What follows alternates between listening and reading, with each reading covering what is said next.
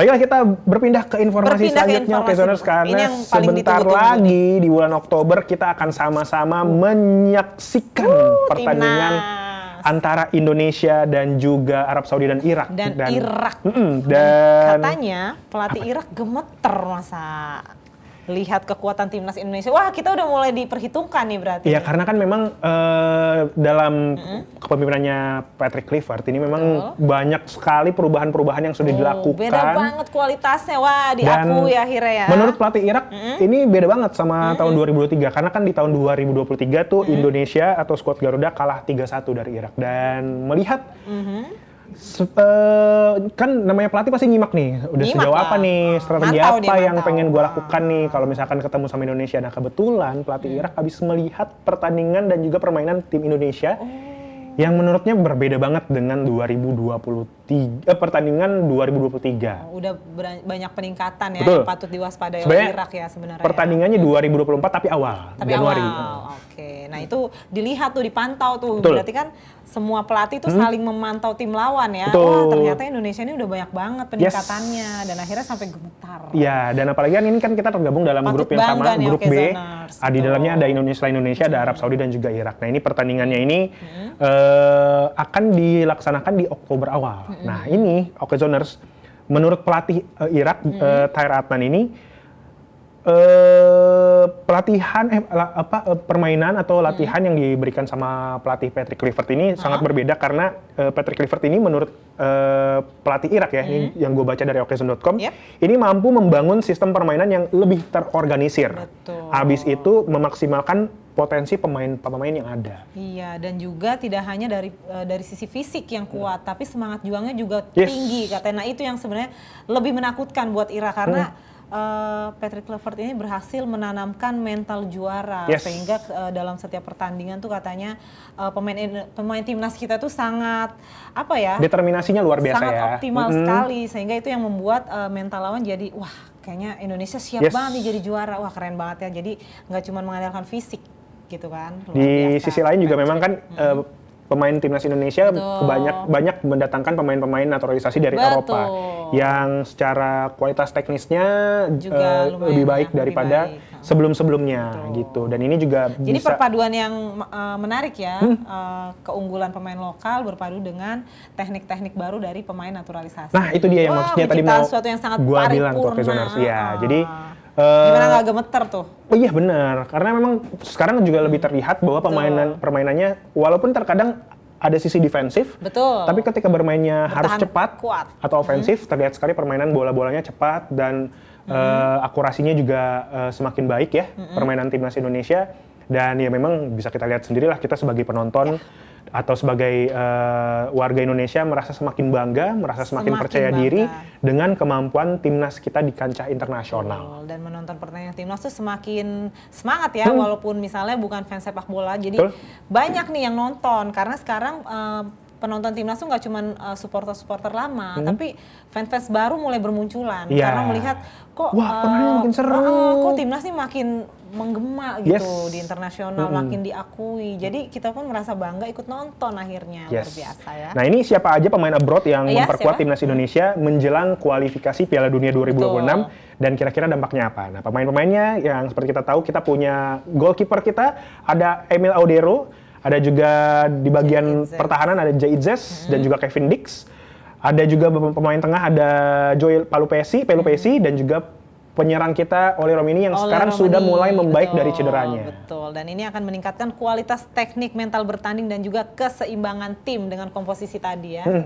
Ini kan kalau kita lihat nih Oke Zoners, dari permainan-permainan sebelumnya Oli Romini yang dalam setiap kali golnya selalu memunculkan selebrasi seperti ini, memang bola-bola yang dibawa oleh Jaitzes, diberikan kepada Joy Pelupesi itu seringkali berhasil dilakukan finish yang baik oleh Jaitzes. Maksud saya oleh Romeni. Gitu.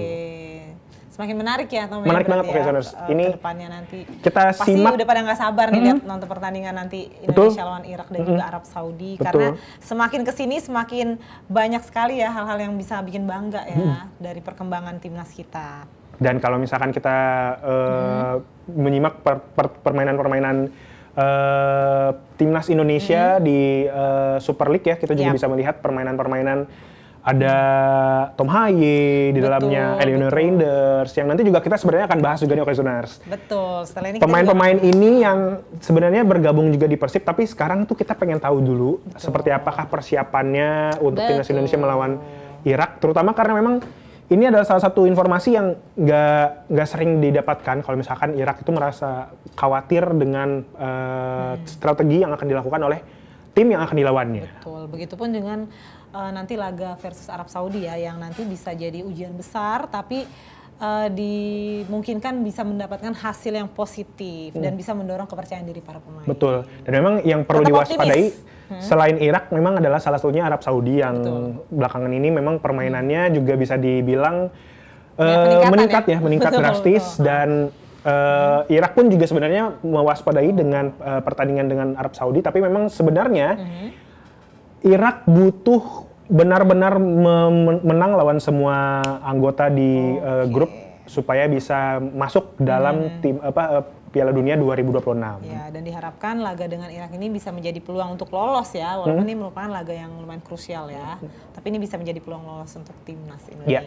Ya. Kita sama-sama menantikan permainan di Oktober 2025 ini antara timnas Indonesia melawan Irak. Dan apakah strategi yang akan dimainkan oleh Patrick Kluivert akan tetap memainkan 4-3-3? Betul. 4-4-2 karena memang sejauh ini Patrick Kluivert juga dalam pertandingan selalu mewaspadai lawannya apakah permainannya akan full defense atau offense, permainannya akan cepat atau permainannya menunggu sampai musuh terlihat lebih capek atau energinya sudah habis dan lalu merubah strateginya. Dari strategi Kluivert ini dimungkinkan ada kombinasi kecepatan pemain muda dan juga pengalaman pemain abroad. Jadi ada perpaduan yang unik dan luar biasa menghasilkan permainan yang optimal nanti. Kita doakan saja peluang semakin terbuka besar dan ini menjadi kesempatan bagi Indonesia untuk semakin bersinar. Yes, ini kalau misalnya nonton pertandingan Indonesia nih Fit, ini kan kita udah sering banget menaksikan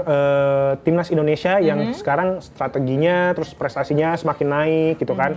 Udah gitu di peringkat FIFA juga kita semakin lama semakin naik. Nah kalau Fitri sendiri ngerasa optimis apa gimana Fit? Pertandingan melawan Arab Saudi dan juga terutama Irak yang barusan kita bahas. Tentunya optimis ya, apalagi kita lihat tadi pelatih Irak aja sampai gemetar. Nah kalau gue sendiri kan lihat bagaimana penampilan pemain timnas selama ini ya, walaupun misalnya tidak gol atau apa, tapi dari tekniknya sudah sangat matang. Dan sudah terlihat bagaimana mereka tuh sudah menyatu gitu chemistry-nya, baik pemain naturalisasi maupun pemain lokal udah menyatu chemistry-nya yang benar-benar mereka tuh ingin mendapatkan satu hasil yang sama yaitu kemenangan untuk timnas. Jadi dari atmosfernya aja gue yakin banget nih bakalan bisa meraih kemenangan. Setuju banget. Walaupun di luar sana ada juga pro kontra ya yang bilang bahwa aduh janganlah naturalisasi. Nah, pro kontra seperti itu sebenarnya segera diakhiri ya. Iya, karena sebenarnya sangat saling menguntungkan. Tujuan kita udah sama nih. Iya, punya tujuan yang sama, terus habis itu saling belajar, punya teknik baru, cara bermain baru, dan juga akhirnya sama-sama jadi semakin punya semangat untuk gua pengen bisa sekeren mereka gitu. Pemain-pemain dari sebenarnya ada manfaatnya juga dengan mempelajari teknik baru dari pemain-pemain naturalisasi dan pemain naturalisasi juga bisa mempelajari bagaimana iklim permainan dari Indonesia. Itu jadi sebuah kombinasi yang sangat maksimal menurut gue ya. Itu jadi masukan yang luar biasa untuk memberi menciptakan pertumbuhan yang optimal juga buat timnas. Tapi perlu diwaspadai juga nih Okezoners karena kan pelatih Irak sudah mulai mempelajari ya. Jadi dengan mempelajari pemain-pemain baru kita, permainan-permainan kita yang semakin meningkat, ini bisa jadi ada strategi baru atau ilmu baru yang didapat oleh pelatih Irak untuk mempersiapkan pertandingan melawan Indonesia. Iya. Gitu. Ini pasti akan menjadi pertandingan yang seru, pertandingan yang panas, dan memang terakhir kali pertandingan Indonesia tuh cenderung bermain tidak kasar ya, terutama kepada pemain-pemain lawan-lawan yang di luar Asia. Karena biasanya kita tuh akan laga tarkam terutama melawan Vietnam, melawan Malaysia, dan biasanya untuk lawan-lawan negara Eropa yang pemain-pemain Eropa yang terbiasa bermain di Belanda memang juga sudah terbiasa dengan permainan body. Dan ini diharapkan dengan pertandingan nanti melawan Irak dan juga Arab Saudi, permainan yang kita lihat akan menjadi permainan yang cepat, yang secara tepat dan juga permainan yang secara defensif dan juga body yang lebih kuat daripada sebelumnya. Semua bisa kuliah di UT, fleksibel, penuh kemudahan.